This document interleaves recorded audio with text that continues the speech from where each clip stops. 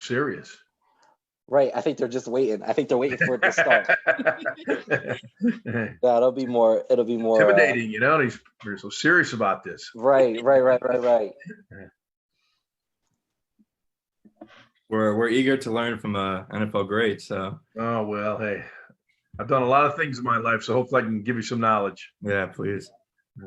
Very exciting. Alrighty. Well, welcome everybody. My name is Justin Brown. I'm here with my co-host. Hi, Leah Paulson. And today we are here with the amazing Eagles legend, Ron Jaworski. So thank you for joining us today. This program is being brought to you by the Office of Residence Life and Housing Services. It is a part of our speaker series.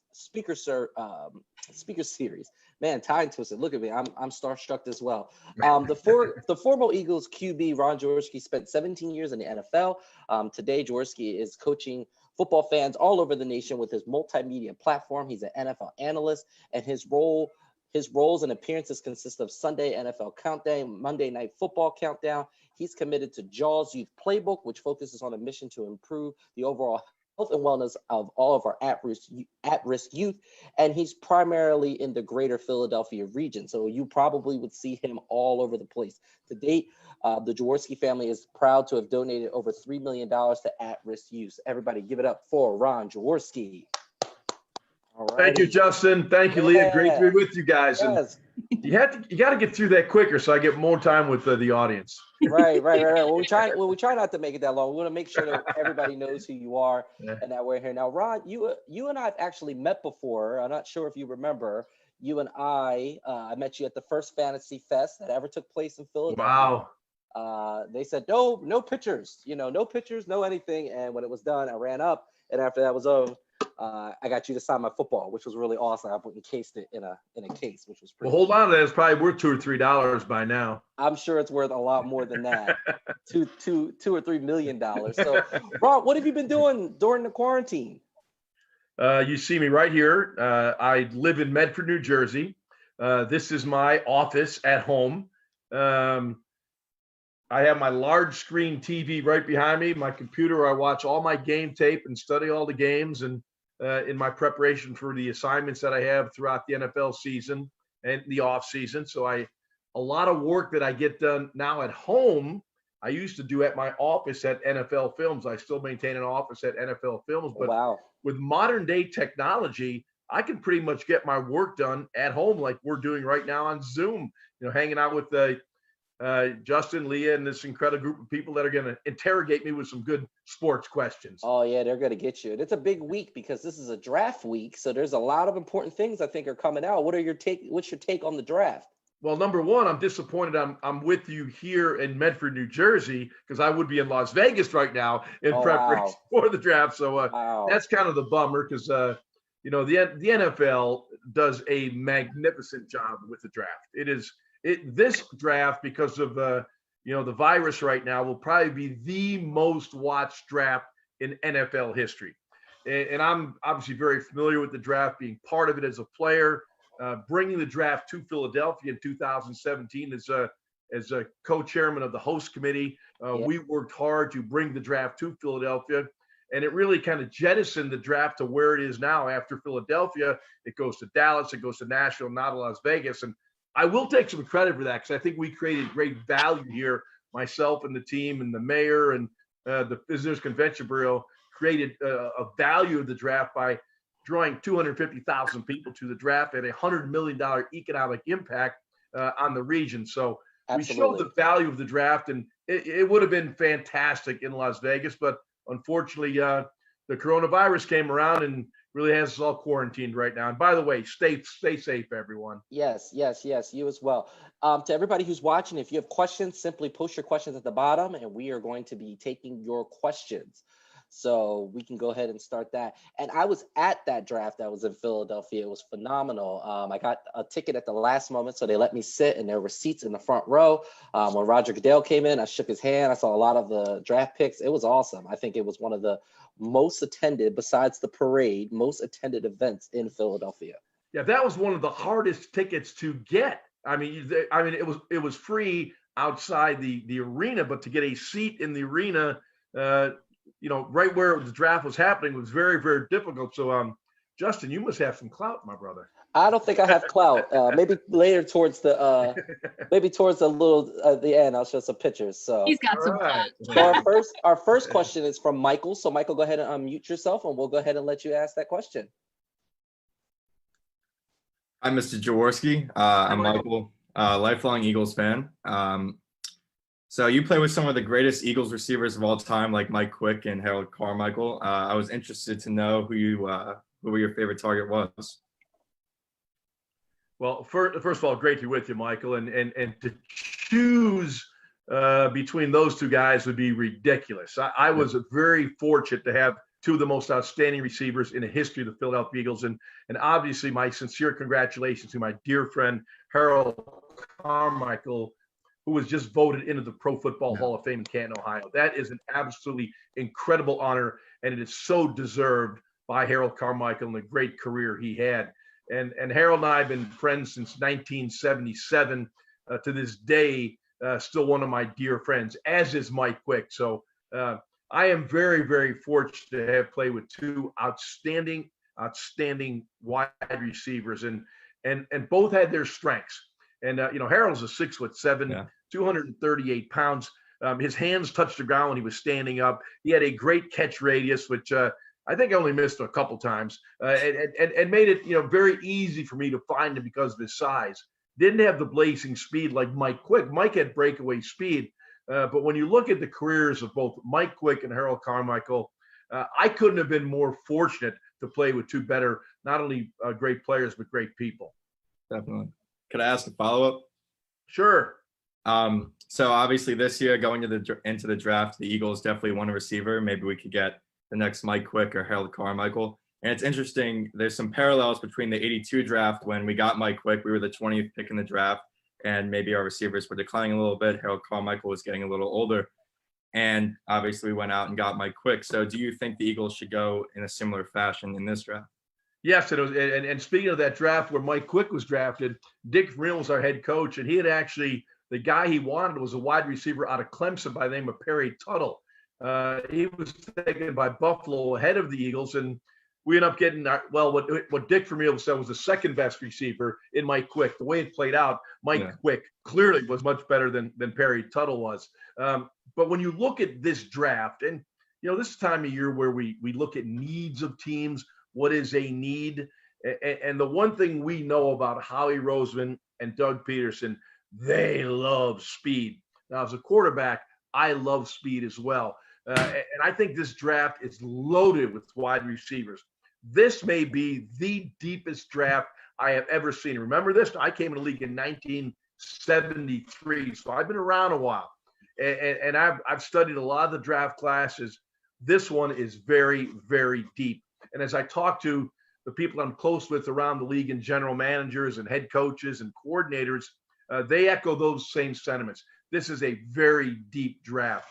So when I look at where the Eagles are at 21, I think a Judy and some of the more prolific guys will be gone. But that kid down in Alabama that ran that 4.27 40, I think there's a chance that he might be there. Ruggs, his kid can flat out fly. And I know how much Howie loves speed. Doug loves speed. And if you're Carson Wentz, you got to love speed. And Deshaun Jackson has that speed, but he's going to be up in years right now, a little long in the tooth at 33. Boy, isn't that crazy? 33, and you say it could be over the hill. But I think the Eagles clearly will get a wide receiver in the first round. Yeah. If you were Carson Wentz and they didn't get a wide receiver, would you be resentful at all? Because clearly you need some help, but they haven't addressed it at all yet in the free agency, and they haven't done it through trade. If they don't do it through draft, it's going to obviously be pretty tough to put up that position before the season. Carson's job is to play quarterback with the weapons that the Eagles give him. That's what the quarterback must do. And it's up to the organization to determine what's best for the team. So clearly, if I'm Carson, hey, I'll take whatever they give me. If they draft a linebacker that becomes a Hall of Famer, that'll make me better because the defense will be better. So clearly, the Eagles have been very, very fortunate under Howie Roseman. They haven't really hit on their early round draft choices, but they've done well through the draft and free agency. So when it comes to building the football team, you let those guys that have made their living building a football team make those decisions. Definitely. Absolutely. I could ask a million questions, but I think other people probably want to. That's all right, Mike. Hey. Thank you. We got Nick up next. Nick, you are up. And I don't want to forget that this was my picture with Mr. Carmichael doing his thing. He was doing a Eagles Legends thing at the link. So met him as well. Very nice guy. But go ahead, Nick. The big fella, number 17. What's going on, Jaws? Just wanted to know how you rank top 3 or 4 wide receivers in the draft and your thoughts about trading back in the draft to get a little bit younger and maybe some earlier 2nd, 3rd, or 4th round picks to help I agree with one thing you said. This team in general must get younger. And I remember doing some of my analysis late in the season when the roster was still as it was. And the Eagles were the 2nd oldest team in the National Football League.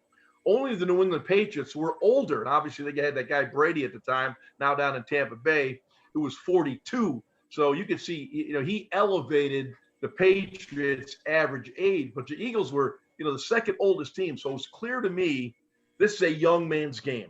Professional football is a young man's game. The average career is 3.1 years. So by the time you're 25 years old, you're almost long in the tooth for the National Football League. So it was my feeling when the season ended in a very difficult loss in the playoffs that the Eagles had to start thinking about getting younger. And obviously see a Jason Peters move on. And there'll be some other guys that, won't be on this roster that are long in the tooth. So I think clearly when this season ended and Howie Roseman and the staff sat down, they said, guys, we got to get younger.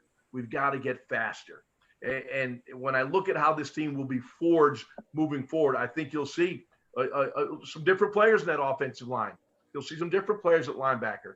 And I think when you look at the Alshon Jeffrey and Deshaun Jackson, you clearly say, we've got to get younger at those wide receivers. Because, man, if you could find a wide receiver that's a Hall of Famer potential, and he's your wide receiver for 10 years, and you're Carson Wentz, you got a big smile on your face. And I think, that's probably the direction they will go. And when I look at some of the guys that have had a chance to watch on television, on tape, the guy that has been the most consistent to me has been Jerry Jeudy.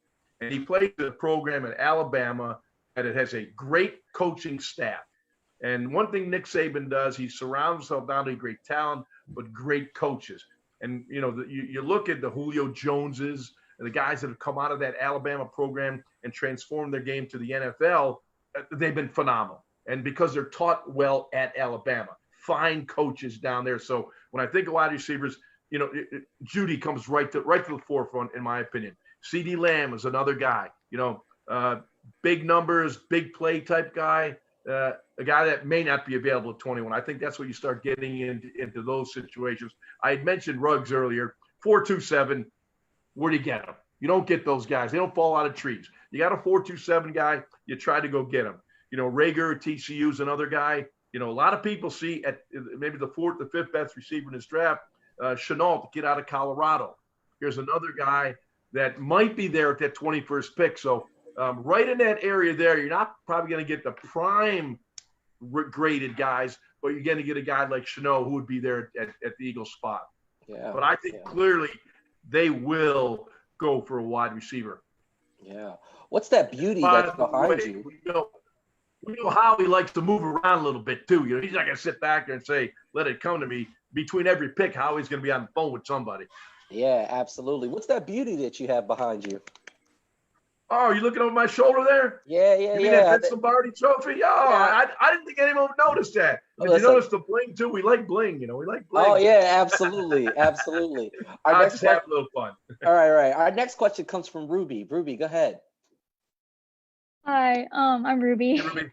I wanted to take kind of like a little different route for my question. I was just wondering if you had any advice for younger people who are maybe trying to get into working for the NFL after college. I know it's super competitive, but that's something I'm definitely interested in. So I didn't know if you had any advice for people looking to work for the NFL. Yes, follow your dreams. If you believe you could make a contribution in football or professional sports in general, man, hey, go for it. I can speak as an owner of the Philadelphia Soul of the Arena Football League.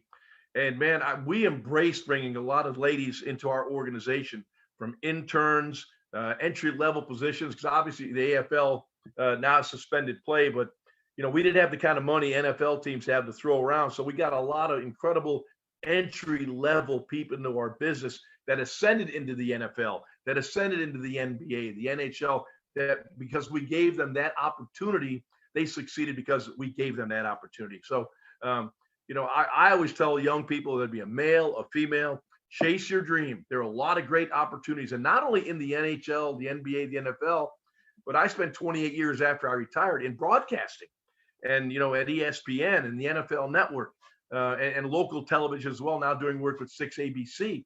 So I just think there's so many opportunities in sports in general. Keep plugging away. Keep giving yourself every opportunity. Knock down every door that's in front of you, because every door or every wall becomes a door that you walk through. So keep getting after it. And I love people that have that dream and want to chase that dream. So good luck to you. Great, thank you. You bet, Ruby. Thank you. Our next question goes to Tommy. Tommy, go ahead. Hey, Jaws. I just want to say that there's one thing I could commend you on. I take pride in being an Eagles historian as well, because I know I'm a little young, and I'm really young actually, but I like watching your old games and seeing how much chemistry you have with your players on the field. Like, that's what really stood out about you and how much of a leader you really were. You always seem to be on the same communication level with all your players, such as Carmichael, Wilbert Montgomery. You all knew where you were going. So that being said, who was your favorite competitor to play against? Well, that's kind of a two-way question. Normally the guys, that question would be asked, and who did I hate to play against? There were some guys I loved to play against, and I knew they couldn't cover Mike Quick or Harold Carmichael or Keith Preppley or John Spagnola or Wilbert Montgomery. But it's usually posed to me in a way, who's one of the toughest guys you play against? And by the way, I love that score behind you, 41-33. That's hanging here in my office as well. So that was a incredible Sunday afternoon in Minneapolis. But when I think of the players that I played against, guys that jump out there, obviously going to be the Lawrence Taylors, the Randy Whites, those kinds of players. But I always felt very positive. And you mentioned the guys I played with, and we always seem to be on the same page. And we had a hell of a run in the late 70s and early 80s under Dick Vermeil. Yeah, and some of the philosophical things I believe in to this day, and those lessons that I learned from Coach Vermeil that I teach my kids, that I teach my grandkids, that I teach those people involved with my different companies as a business person, were those same lessons I learned from Dick Vermeil. And we hear buzzwords all the time, that you got to be a leader, you got to have loyalty, you got to believe in team. Those things are so true. And I learned those from Dick Vermeil. But he not only taught me as a quarterback, but he taught all my teammates that football is the consummate team game. And we're only going to be successful if 11 players on every single play go hand in hand to get the job done. If one guy makes a mistake, he ruins it for 10 other people that are on that field, and the people in the sidelines, the people in the stands. So I was very fortunate to play for coaches like Dick Vermeil and Don Shula and Marty Schottenheimer and Chuck Knox, who really taught me not only the game of football from an X's and O perspective, but what it took to be successful after you're done playing the game, which to me is more important when you have to raise a family and run a business. The lessons you learn on the football field, I mean, they teach you incredibly well for the future. And that's why I'm thankful to the guys like Dick Vermeil and those coaches I talked about. They taught me more than X's and O's. Thank you so much. Thank you so much. You bet, now, this is also being streamed on Facebook, so we have some questions from there Sure. As well. One of the questions I want to ask is, what are your thoughts on Jason Peters? Now, I'm going to have to tell you, big Jason Peters fan as well. I know he's getting up there in age. He actually is upheld in my house, so, I got a lot of love for him. Do we move on from him? Do we keep him? Or are we okay with him starting and having a backup and rotating? What are your thoughts? Well, he's already decided to move on, so there's going to be a new left tackle for the Philadelphia Eagles. But I will say this first, Justin. If this was a Hall of Fame ballot right here, and the number one pick would be Jason Peters right there. Hall of Fame ballot, first ballot Hall of Famer, an incredible football player, one of the best left tackles I've ever seen play the game. And I've been around the game now for 48 years. My rookie year was 1973. And, I can think of Jason Peters as one of the best, a big old dancing bear at left tackle. So we had the pleasure to watch one of the great players of all time for a number of years. And the thing is, he can still play. As we spoke about a moment ago, the Eagles got to get younger. They got to get younger people around Carson Wentz so you could have that people for another decade together. Jason Peters served the Eagles well, served this community well, one of the finest people you'd ever want to meet. So we wish him well no matter where he ends up. Yeah, absolutely. Absolutely. Well, Ron, we are at our last question, Charles. We're at our last question. Come on, you got to give me more time. Listen, we have as much time as you allow. We want to make sure we're staying on your schedule. So we got Mike. Mike is back up with his question. So Mike, go ahead. Yeah. So you had a lot of great moments in your career, like going to the Super Bowl with the Eagles. What would you say is the best moment of your career? Players and teammates. And I get that question asked to me a lot. I wear a Super Bowl ring, and people think because I was a former player, I got the ring. Well, I was involved with hiring Doug Peterson. I was on the committee. Jeffrey Lurie brought me on the committee as an outsider. I wasn't in the Eagles organization. I wasn't an employee, but he respected my opinion because of all the years I'd been around the NFL as a player, as an analyst, and the connections I had in the NFL. He brought me on the committee. And the fact that hiring Doug Peterson certainly was a stroke of genius by all of us. It certainly wasn't me. But Mr. Lurie gave me a ring because of my contribution to being on that committee that hired Doug Peterson. So clearly, that worked out. I got off a tangent. What was the question again? Sorry. I asked, what was your best moment in your career? But that's not your playing career, but. Yeah, no, I'll talk about my playing career. So, clearly I said, the players I was around, and the further I'm removed from the game, the more respect I have for the guys that I line up and played with, and those that work within the NFL, my friends and colleagues at ESPN. The victories, the 99-yard touchdown pass to Mike Quick, it was actually 99 yards, 2 feet and 11 inches. It was the longest pass play in NFL history. And I've looked at all the 99-yard passes. We were 1 inch from the goal line. So it was 99 yards, 2 feet and 11 inches to Mike Quick. Those individual moments were great. The win over the Dallas Cowboys, the NFC Championship game, was awesome. There were so many individual and team highlights that I could stay here and talk all day. But what I took from all that was, now that I'm older and hopefully a little wiser, was those relationships, those people, those friendships that I developed through those playing years. Those are the memories that I now have. Yeah, there were great plays. There were bad days. There were good days. All those things, you put them into a ball, and the thing that stands out are the people. I've been around some awesome people that have helped form my life. So that I'm grateful for professional football. Yeah, that's awesome. Thank you. Jaws, what do you think? Let's go another question, Justin. Yeah, what do you think about us signing some running backs? Running backs, we're all right. We're all right running backs, unless Saquon Barkley is available. Listen, generational talent, but I mean, as far as character and heart, man, Sanders, he's killing it. Oh no, Sanders. Yeah, that's what I'm saying. You don't have to look anywhere else. That's an area. I mean, and we all know the system that Doug likes to use. He doesn't want a bell cow. He's got a Sanders, he's got a Scott, he's got a guy he's going to use in situation. He's going to take specific talents of those guys and to put them in any position to be successful. Absolutely. He's never been a bell cow kind of guy. Well, maybe, if you had a Saquon Barkley, it would be different. But the Eagles under Doug Peterson have never had kind of that guy, the go-to guy that's going to get 25 carries a game. He likes to, rotate players in there, and Deuce Staley, the running backs coach / offense quarter, does a good job with that. Yeah, but I don't think running backs a need. Okay. Nick, you have a question.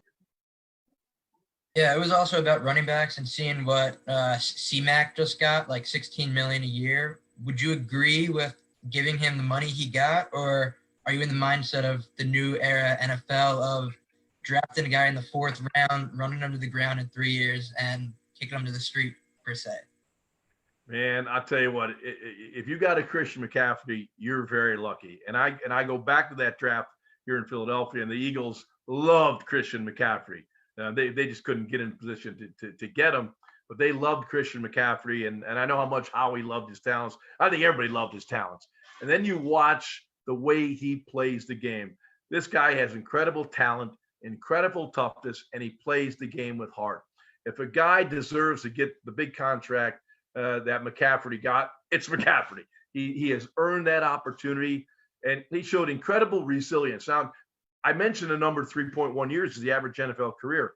There's a reason why teams are reluctant to pay big money to a running back, because they churn over pretty quick. So when you look at the situation that he is in, he got the money and he stayed healthy. And I praise the Carolina Panthers for taking care of that guy. So should we be concerned about Deuce Staley? Like, we really want to keep him, but I think other talents and other scouts across the NFL are seeing how good he is and his skills. I mean, should we be worried that we're going to lose him? Because I don't want to lose him. I'd say keep giving him promotions so we can keep him. Yeah, I know. I think Deuce has been absolutely phenomenal. Again, he's one of those five-star kind of guys as well. We could talk about him as a coach. I got to know him when he was a player. I got to know him as a person. I got to know him as a coach. And he's class, he's quality, he's everything you want. So I would never want to lose Deuce Staley unless he had the opportunity to get a head coaching job. And, oh, by the way, he interviewed very well for the Eagles head coaching position, 4 years ago. So he certainly has the quality, and being around a Doug Peterson and people he's been around, the Frank Reichs, people that, that have become head coaches and successful head coaches. He learned a lot from those guys. So, hey, I hope Deuce Staley stays in Philly. But, man, if he gets an opportunity to be a head coach, I would wish him the very, very best. He's class. Absolutely. Absolutely. Okay, well, Ron, we are at the end of our broadcast here. And what we want to do is, and we've been doing it with every speaker, is we're going to allow you to take us out. So what are your final thoughts? What would you want to say to the Westchester students? This one is all you, your maybe your words to living great lives, anything. It's the big hoo-ha. All right. Whoever. Justin, it's been great being with you and Leah and the whole crew that have been asking all those wonderful questions. So thank you so much for allowing me the opportunity to spend some time with you. And you guys are probably well aware of this. Westchester University had a huge impact on my life. I think it was 7 or 8 years. That was training camp. Yeah. Schmidt Hall. I know Leah was. She was there. Schmidt Hall. Have they repaired my room yet? No. Great memories. I mean, it was 7 weeks out at Westchester University. Is the Rathskeller still around down there? We just go there. It's not. It's gone. It's gone. Okay, and that's pre me being there. So, but I hear stories about it. I can't tell you the stories. Hey, I've got to take him to the grave with me, but lots of good memories. And when I think of the teams that were built on the athletic fields at Westchester University, the players I play with, the fond memories of walking down to the dining hall in the middle of the summer when there were 100 bands on the field and playing music all night so we couldn't go to sleep. Those are all fun memories. Those are the fabric of which I am built, and many of the Eagles that spent time at Westchester University. It's a great university, and we were very, very fortunate to be a small part of it in the summer, the hot summers and the thunderstorms and the heat and the rain and you name it, but good memories. But I'll wrap it up by saying thanks for giving me the opportunity. I have incredible respect for young people that have high aspirations in life. And the fact that the number of you have jumped on the line to ask me questions, to kind of tap into my wisdom that I've acquired from a lot of other people, certainly means a lot to me that you guys care that much. And I want to wish you all very, very much success in the future. The fact that you've gotten on the line and asked me questions shows me that you got it in your belly, man, that you want to be the best at what you do. So keep up the great work. I love this again. Get back to my business manager, JC. Loves setting these things up. So we will definitely do it again. And God bless you guys. And most importantly, in this coronavirus era, be safe. Yes, absolutely. That was Jaws, everybody. Give it up for Jaws. Hopefully next time we get to do this in person. We'd love to bring you back on campus. Love to do it. We'll try to set that up to make sure that thing happens. Again, this program was brought to you by the Office of Residence Life and Housing Services. Please look out for our ads as we have speakers all week. Thank you so much.